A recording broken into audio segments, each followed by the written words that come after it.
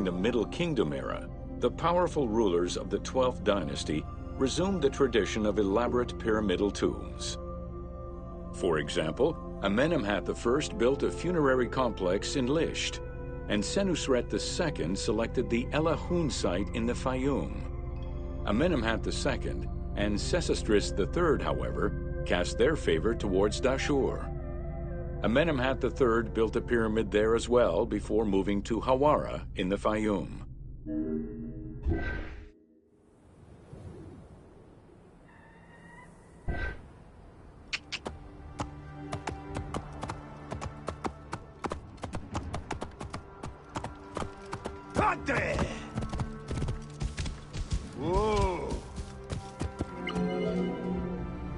The plundering of tombs in troubled times prompted the architects of the Middle Kingdom to devise increasingly complicated means of security during construction. As such, while the architectural plans of the Hawara pyramid were simpler than the one at Dashur, the means used to protect it from looters were much more elaborate. Beyond the use of blind passages and concealed trapdoors, the architects relied on a system of stone slabs, which were slid into place at the end of construction.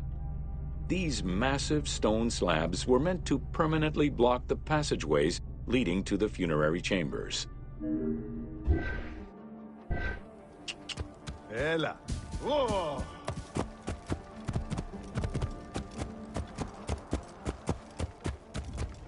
Ate.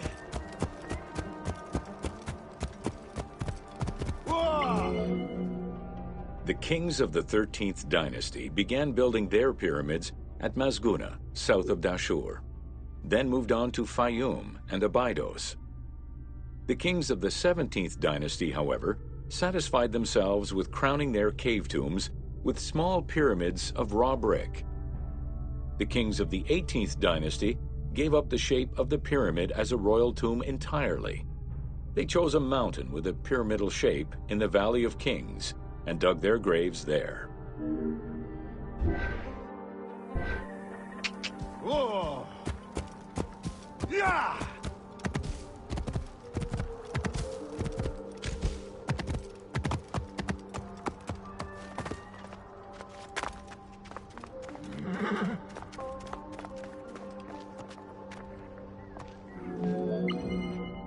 It was not until the Nubian pharaohs of the 25th dynasty that kings were once again buried under pyramidal tombs. In fact, today, the area of ancient Nubia, modern Sudan, contains a record number of 220 known pyramids to Egypt's 138. Despite their slow decline in use and quality, pyramids continued to fascinate all and sundry up to the Roman era. They remain to this day a symbol of the religious dedication of the pharaohs and the grandeur of ancient Egypt.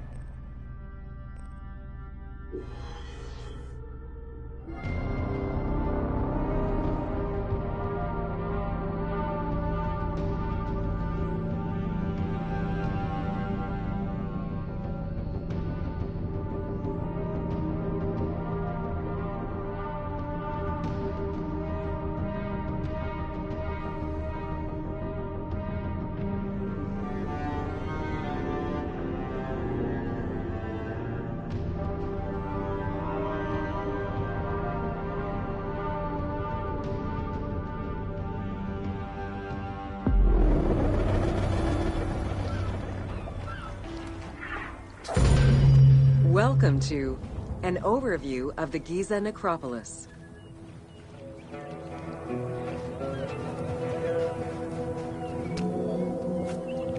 The Giza Plateau is located on the west bank of the Nile and was considered by ancient Egyptians as the domain of the dead.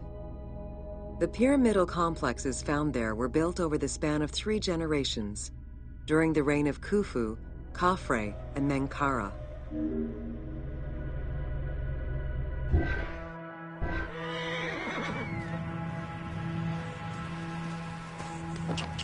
Ela. Ate. Whoa! Ate! The Giza area, now famous for its 3 pyramids, is part of a wider grouping of funerary complexes. Rulers from this period generally elected to be buried in the area. The focal point of the entire region was the city of Memphis, chosen as the capital of Egypt at the beginning of the Old Kingdom. Ate! Whoa! Ate! The placement of the Giza monuments, and particularly that of the pyramids, followed a practical yet strict alignment. First, they focused on cardinal points, and then they accounted for the natural geology of the plateau.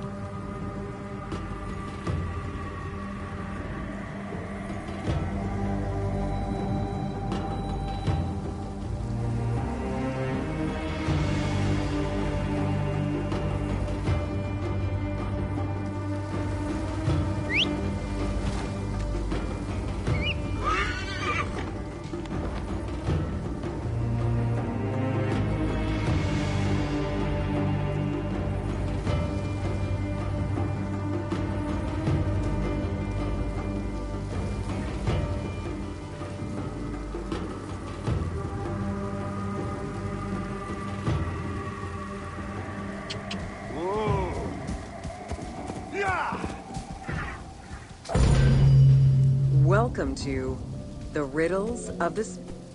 A sphinx was originally meant to be a personification of the king. The human head, wearing pharaonic regalia, was fused with the body of a lion, thus sharing the qualities the powerful animal possessed, namely its power, the swiftness of its attack, and its majestic authority. By these very virtues, it was also considered a symbol of protection. Unsurprisingly, statues of sphinxes could be found along the Dromas, protectors of the path taken by the gods to reach the temples.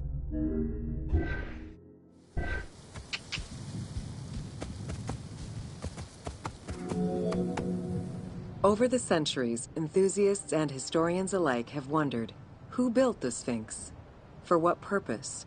And who does it represent? These questions remain unanswered. Several theories do exist, however, some more credible than others.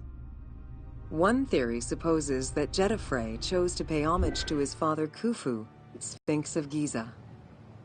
The stone temple on the eastern face of the Sphinx would have been added later on by his brother and successor, Khafre, in order to strengthen the divine worship of their father. It would be the first Egyptian temple oriented with the sun. Ela.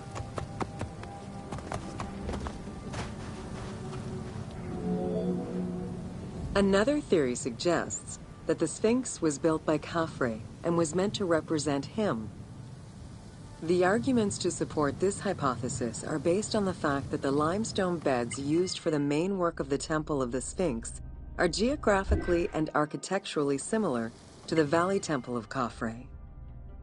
Some believe that Khufu himself built the Sphinx, which was later finished under his successors, Djedefre and Khafre. In ancient times, absolutely everything was painted. The sun, eating away at the pigments of the colors, the sand, the climate, and the implacable impact of time unfortunately destroyed the glorious colors of the Sphinx of Giza. Documents from an Arab Egyptologist of the 12th century, Abd al-Latif al-Baghdadi, indicate that traces of red were still visible in his time. Today, however,